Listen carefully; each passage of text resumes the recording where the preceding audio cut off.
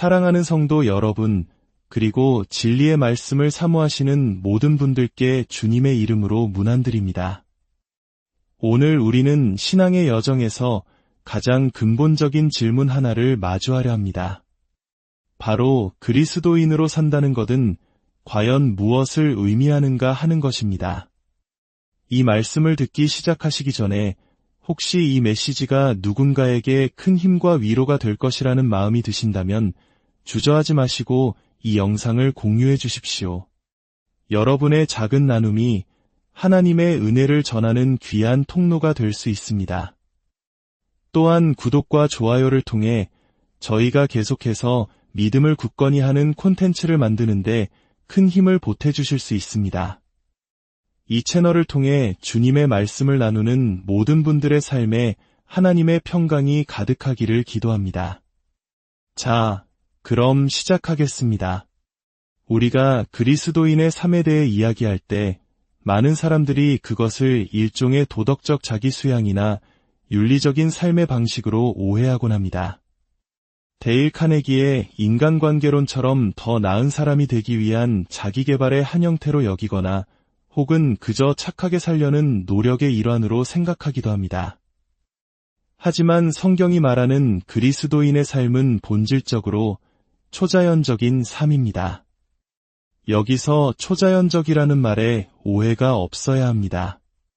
이것은 우리가 흔히 접하는 막연하고 신비주의적인 초능력, 예를 들어 심령술이나 점, 수정구슬, 혹은 영매와 같은 것들을 의미하는 것이 결코 아닙니다. 성경은 오히려 그러한 것들이 우리를 창조하시고 예수 그리스도를 통해 자신을 온전히 드러내신 하나님의 충족하심을 업신여기는 가증한 행위라고 분명히 경고합니다. 우리가 말하는 초자연적인 삶이란 훨씬 더 구체적이고 역사적이며 인격적인 실체에 뿌리를 두고 있습니다. 그것은 바로 역사 속에 실제로 존재하셨던 한 분, 완전한 하나님이시며 완전한 인간이셨던 예수 그리스도에 관한 이야기입니다. 그분께서 우리의 죄를 대신하여 십자가에서 죽으시고 사흘 만에 부활하셨으며 지금은 하나님 아버지의 우편에 앉아 다스리고 계십니다. 그리고 그분은 자신의 영, 곧 하나님의 영이신 성령을 우리에게 부어주셨습니다. 바로 그 성령께서 지금 우리 안에 거하시며 총 66권으로 이루어진 하나님의 말씀, 성경을 통해 우리의 생각과 마음을 빚어가십니다. 이 모든 것은 막연한 신비 체험이 아닙니다. 구체적이고 명확하며 정의할 수 있고 우리가 함께 나눌 수 있는 실제적인 사건들입니다. 그리스도인의 삶은 이처럼 초자연적인 것입니다. 착각해서는 안 됩니다. 이것은 단순히 좋은 습관을 들이고 행동을 교정하는 수준의 이야기가 아닙니다. 그것은 살아계신 하나님과의 인격적인 만남이며 예수 그리스도를 통해 그리고 그분의 말씀을 통해 이루어지는 놀라운 변화입니다. 역사 속에서 실제로 일어난 그분의 희생으로 우리의 모든 죄가 용서받고 그 후에는 성령께서 우리 안에 내주하시며 우리를 말씀으로 이끄시고 우리의 마음을 빚으시어 성령을 따라 걷게 하시는 것입니다. 만약 우리가 기독교를 단순히 윤리적 가르침의 하나로 생각해왔다면 이제 우리는 기독교가 무엇인지 그리스도인이 된다는 것이 무엇을 의미하는지에 대해 완전히 새로운 사고방식을 가져야 합니다. 그리고 사고방식이야말로 오늘 우리가 함께 나눌 로마서 8장의 핵심 단어입니다. 로마서 8장 9절은 그리스도인이 누구인지 가장 명확하게 정의하는 구절 중 하나입니다. 만일 너희 속에 하나님의 영이 거하시면 너희가 육신에 있지 아니하고 영에 있나니 누구든지 그리스도의 영이 없으면 그리스도의 사람이 아니라 그렇습니다. 그리스도인이란 바로 그리스도의 영, 성령을 모시고 사는 사람입니다. 막연한 사랑의 기운 같은 것이 아니라 한때 이 땅에 사셨고 우리를 위해 죽으시고 부활하셔서 지금도 살아계신 예수 그리스도, 그분의 인격적인 영이 우리 안에 거하시는 것입니다. 마태, 마가, 누가, 요한복음을 통해 우리가 똑똑히 알 수 있는 바로 그분의 영입니다. 이것은 모호한 개념이 아니라 살아계신 그리스도와의 구체적인 만남이며 실제입니다. 성경은 누구든지 그리스도의 영을 소유한 사람은 더 이상 육신에 있지 않다고 말합니다. 이는 우리가 더 이상 타락한 본성, 즉 죄의 힘과 지배 아래 있지 않다는 의미입니다. 반대로 우리는 영 안에 있습니다. 즉, 성령의 다스림과 인도하심 안에 있는 것입니다. 이것이 바로 그리스도인의 정체성입니다. 그렇다면 이 초자연적인 삶은 우리 안에서 어떻게 펼쳐질까요? 사도 바울은 로마서 8장에서 아주 논리적인 순서로 그 과정을 설명합니다.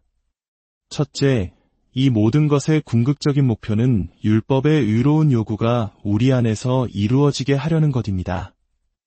여기서 율법의 요구란 무엇일까요? 로마서 13장 8절은 사랑은 율법의 완성이라고 말합니다. 그렇습니다. 하나님께서 원하시는 것은 우리가 사랑의 사람이 되는 것입니다. 둘째, 이 사랑, 즉 율법의 완성은 특정한 삶의 방식을 통해 이루어집니다. 4절은 우리가 육신을 따르지 않고 그 영을 따라 행하는 자들이라고 말합니다. 즉, 성령을 따라 걷는 것이 바로 율법을 이루는 길입니다. 셋째, 성령을 따라 걷는 이 삶은 특정한 생각 또는 마음가짐에서 비롯됩니다. 5절 말씀을 보십시오. 육신을 따르는 자는 육신의 일을, 영을 따르는 자는 영의 일을 생각하나니. 여기서 생각한다는 말은 단순히 지적인 활동을 넘어 마음을 쏟고 가치를 두고 소중히 여기는 것을 의미합니다. 성령을 따라 걷는 삶은 성령께서 기뻐하시는 것들을 소중히 여기는 마음가짐에서 시작됩니다. 넷째, 왜 영의 생각이 이토록 중요할까요? 6절이 그 답을 줍니다. 육신의 생각은 사망이요 영의 생각은 생명과 평안이니라. 영의 생각은 그 자체가 바로 생명입니다. 성령께서 우리 안에 오셔서 하나님의 법을 우리 마음에 새기실 때 그분의 임재의 열매와 형태는 바로 새로운 마음가짐, 즉 영의 생각으로 나타납니다. 이것은 단순한 규칙을 지키는 것이 아니라 우리 안에 역사하시는 생명의 능력 그 자체입니다. 마지막 5째, 그렇다면 왜 우리에게 이 초자연적인 생명이 절실하게 필요할까요? 7절과 8절이 그 이유를 처절하게 보여줍니다. 이것은 우리가 예수님을 믿기 전의 상태, 즉 육신에 속해 있었을 때의 모습입니다. 육신의 생각은 하나님과 원수가 되나니 이는 하나님의 법에 굴복하지 아니할 뿐 아니라 할 수도 없음이라. 육신에 있는 자들은 하나님을 기쁘시게 할 수 없느니라. 이 말씀의 무게가 느껴지십니까? 우리는 본래 하나님의 법에 굴복하기를 싫어할 뿐만 아니라 굴복할 능력조차 없는 존재였습니다. 우리는 죄의 노예였고 스스로를 높이고자 하는 교만과 세상의 쾌락을 너무나 사랑한 나머지 하나님을 사랑할 수 없었습니다. 이것이 바로 우리의 절망적인 상태였습니다.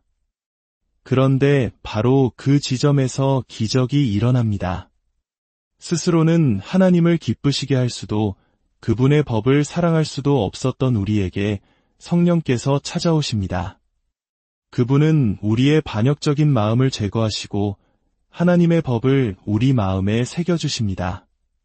그리고 우리에게 영의 생각을 선물로 주십니다. 그 결과 우리는 이전에는 미워했던 하나님의 말씀을 사랑하게 되고 예배를 기뻐하며 성도들을 사랑하고 세상을 향한 하나님의 마음을 품게 됩니다. 모든 것이 변하는 것입니다. 이 영의 생각은 자연스럽게 성령을 따르는 삶으로 이어지고 그 삶은 마침내 사랑이라는 율법의 완성을 이루게 됩니다. 사랑하는 성도 여러분, 이것이 바로 복음의 능력입니다. 이것이 바로 그리스도인의 삶의 본질입니다. 그것은 우리의 노력이나 결심에 달려있지 않습니다. 그것은 전적으로 우리 안에 거하시는 성령의 초자연적인 역사입니다. 여러분은 여러분의 삶 속에서 일하시는 성령님을 사랑하십니까? 이 모든 것이 여러분의 힘에 달려있는 것이 아니라 측량할 수 없이 귀하신 성령님의 선물이라는 사실에 감사하십니까? 기억하십시오. 그리스도의 영이 없으면 그리스도의 사람이 아닙니다. 그러나 여러분 안에 성령이 계시다면 여러분은 그분께 속한 자이며 더 이상 육신이 아닌 영의 다스림 안에 있습니다. 물론 우리의 삶은 여전히 불완전합니다. 우리는 넘어지고 실수합니다. 하지만 그때마다 성령께서는 우리를 다시 일깨우시고 일으키시며 주님께로 돌이키십니다. 그러니 믿음으로 성령의 역사를 받아들이십시오. 그리고 여러분의 삶 속에서 일하시는 그 놀라운 은혜를 사랑하고 찬양하십시오.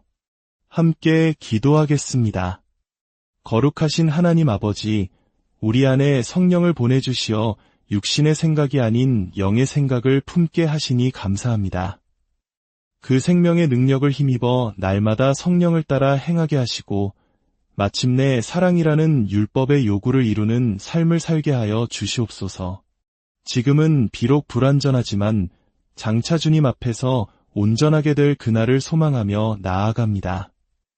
이 모든 말씀 우리를 구원하신 예수 그리스도의 이름으로 기도드립니다.